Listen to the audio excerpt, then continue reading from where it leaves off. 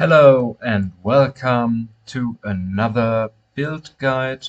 This time it's about the Barbarian. It is the #1 MFing build. Quite nice because it is or can be quite cheap to first equip and get him up and running. And he has much potential to min-max him in the long run, but it is for sure one great ladder starter, and it is for sure one amazingly MF character for the long run and late game. Let's dive into it.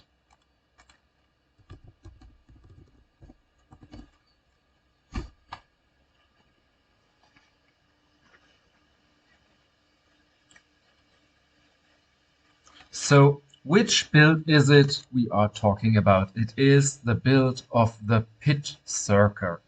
So it is assumed that you start the ladder by the quite less dangerous area, the pits, running south from the outer cloister in Act 1. Everything can drop there. It is a T89 area, and you can find literally every item of the game. So let's start with the mercenary. You want to go for an insight, you want to go for 40 or a treasury, and you want to go for an Andy phase. What I have here is kind of the budget options. I have gone for Griswolds, like a bit ears, a bit enhanced damage, and a bit strength, and quite okayish defense. Still cheaper than a treasury. The Bulwark, it is an amazing rune word. It gives ton of defense in every aspect: life leech, fast hit recovery, replenish life, damage reduced by 7, and physical damage reduced up to 15, which is really nice. Insight for any kind of mana issues. As you can see, even a non-ethereal cryptic X will do its trick. Even worse bases will make it work. So for the skills, as we are here in hardcore, you really want 20 hard points into battle orders. This is not negotiable. In hardcore, at least. In softcore, you may be okay with going for 10, putting into battle orders. 1 into battle command, 20 in Howl, 1 into shout for going to battle orders, and in combat mastery, you want 20 in blade mastery. You want 1 point wonders, 4 times 1 point. And as it is the Pitzerker or Berserker, it is recommended to put 20 hard points to Berserk. As you can see, the 20 points in Howl and Battle Order will work as synergy and boost the Berserk damage up to incredible heats. And the rest are 1 point each. And now we come to the 2 war cries I skipped: find potion and find items. So what it is about: you want the 1 point into find items, and as find item not giving you 1% more each level, but sometimes skipping 1 level and gives you only 1% per 2 level, you want to max out its synergy find potion first, which is a bit not straightforward, but gives you the best effect. Because as a synergy, you have for sure plus 1% chance per level each point you put into find potion. You can, some like it, some don't. I personally don't like it. You can put 1 point into Grim Ward, which can distract enemies, which creates that totem, which lets monsters flee and making enemies take more damage. But I don't like to play with it, so I skipped that as well. Okay, so far so good. We know how to equip the mercenary. We know how to skill him properly for hardcore. The difference to softcore is the battle order points, which you could put into find potions or find items. Now coming to the stat and the equipment. So here the softcore and hardcore equipment and stat pointing allocation are completely different. In hardcore, you want full max resistances, you want full max block, like 75% block chance, you want a quite decent defense, and you want damage reduction. You achieve that with wearing a Storm Shield Monarch. I put in a Shale, some like more the MF approach and putting in an Ist. You can even put in a Burr if you want the 8% physical damage more, so you land at 43%. It is recommended as you play and you earn some runes and you stack up your gear to give him an Enigma. I don't have that. I went for Duress. It is a very, very good option. It is cheap. It is easy to farm. You only need the rune, which really, really even can drop in the rune quest in Nightmare. And as you have that, you defensively and kind of offensively have everything you want for in the first place. You have the 15 crushing blow, you have up to 20 enhanced damage, you have nice defense capabilities. So it is overall a really, really amazing rune world for this build. But to achieve the 50% damage radius, your aim should be an Enigma, a Storm Shield, and a Shako, Harlequin. What I have, so you have the 10% from Shako, you have the 35% from Storm Shield, so you're landing on 45, and you have 8% from Enigma, so you have the 53%, capping is on 50% physical damage radius, so you're good to go if you give him the Shako, the Enigma, and the Isted or Bared or Shaled Storm Shield. The Bear is nonsense if you give him the Howl and the Enigma, so then you really want to go either for an Shale for faster block rate or the Ist for more MF. You want, in the long run, for sure, put a Chum rune into the helmet. If it is a Harlequin or, as I did here, an Arreat, doesn't matter. You really, really, really want the Chum rune in the helmet. Why? Because if you have, like I have here, the Raven Frost for Cannot Be Frozen, it adds cold damage.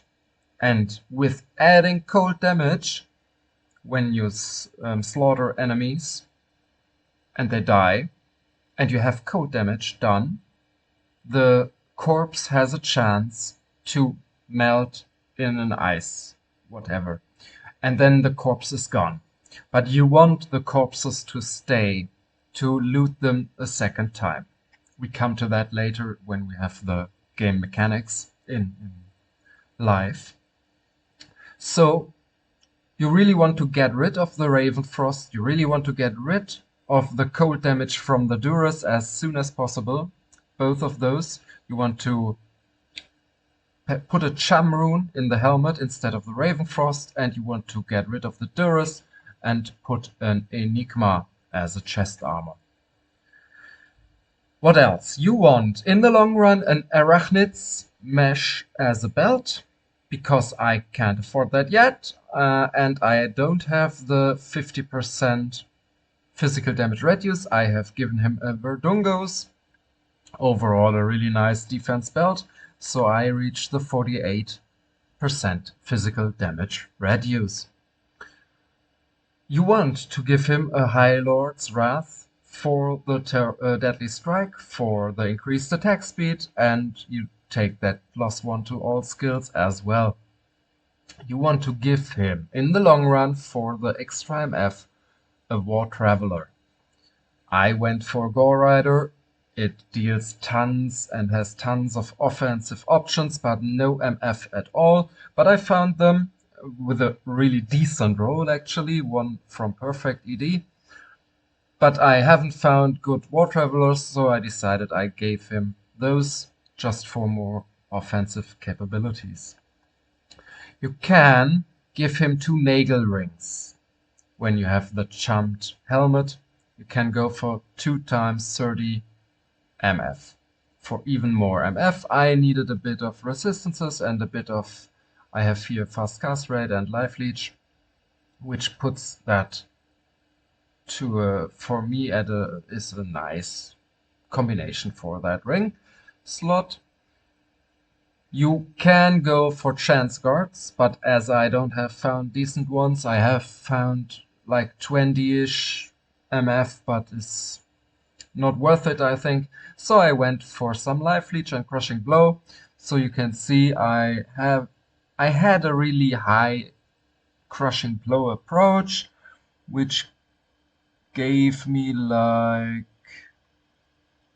40% crushing blow, which really you can feel that it is doing its job quite good. You have the 68 deadly strike, and this is the nice and the good part of it. You want the grief.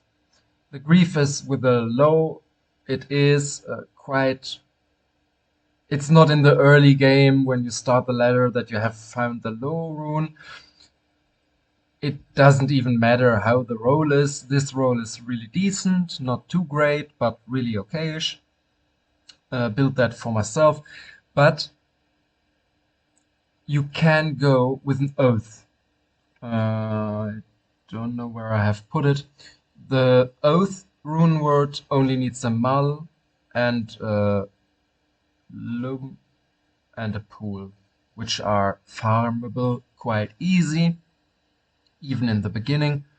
So the grief is then which really sets you apart, which really makes damage then, and yeah, then you are damage-wise really nice equipped. You want the torch as always, you want the annulus as always. The stats even don't matter too much, as you can see, really bad rolls. You want the max resistances. You want, if you have the grief, because of the venom on striking, you want at least 1 charm with poison damage, which boosts that into crazy amounts. Even if it's only 50 poison damage, doesn't matter, as long as you have more than nothing. You want max resistances. You want as much life as possible. You want, if you have, or you find, or you can trade one, you want the Geats. And yeah, because I found it on myself, I found that Masteries, Charm, even with 12 fast hit recovery, and as the Masteries boost your damage, attack rating, and critical strike, and the passives, which are the 1-point wonders with more run speed, with more defense, and more resist all, I decided to let it in the inventory. So, that being said, for your weapon switch, I went for 2 spares with 2 war cries, 3 war cries each, so +6 war cries. You could, in the long run, give him a Wizard Spike and a Spirit, which gives you, with the Arachnid Smash, which gives you the 105% fast cast rate. So the 50 of the Wizard Spike, 20 from the Arachnids, gives you 70, and the 35 from the Spirit will give you the 105. You will teleport like crazy. This is the same frame as the fastest sorceress is able to teleport. That being said, let's have a look how to play. So at the beginning of the ladder, you want to go to Outer Cloister. You want to buff yourself. So you can see the stats are really bad. You want to put only strengths as you can wear your gear. You want dex for max block, and you put the rest into vitality. As you can see, the initial values are really low, but as you have boosted yourself, it is quite decent. The defense is high enough to get you to almost only 10% chance to being hit, and you block 3/4 of those. For faster traveling, you, or at least I, skilled 1 into leap attack and use that for moving fast forward. As you don't have the Enigma from the start, you can use that and travel quite okay, fast enough. You want to find the pits, and as you have found them, I show you how you can farm with this build.